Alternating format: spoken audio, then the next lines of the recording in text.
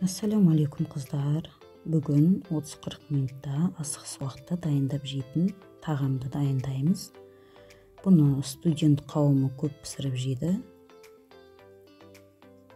Етімізді салып, суы тартылғанша кішкене сарғайтып қуырып аламыз.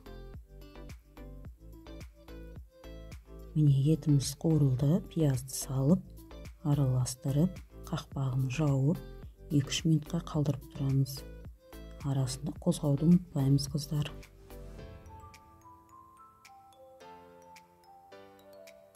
Міне пиязымыз да қуырылып дайын болды.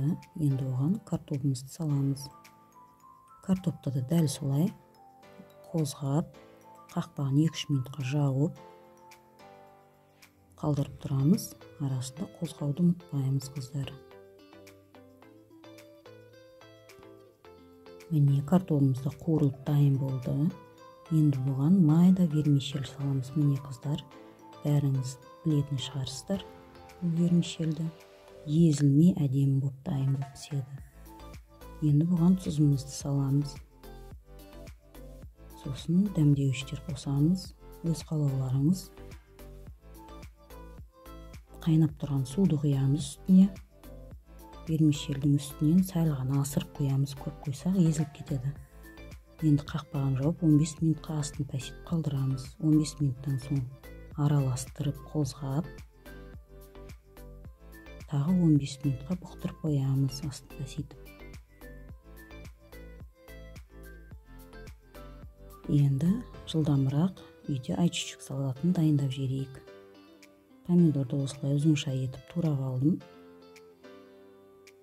Шіңшікке етіп, міне оған пиязымызды салдым туралған. Қызыл бұрыш, қара бұрыш және тұз қосамыз. Айчичек болған соң бұрыштарды қосқан дұрыс. Араластырып аламыз. Міне айчичек салатымыз дайын болды.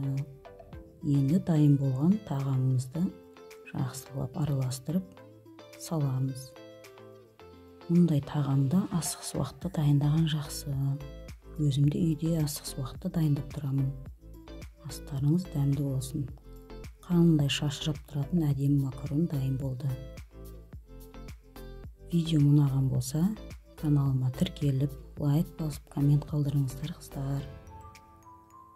Каналыма тіркелуді ұмытпаңыздар.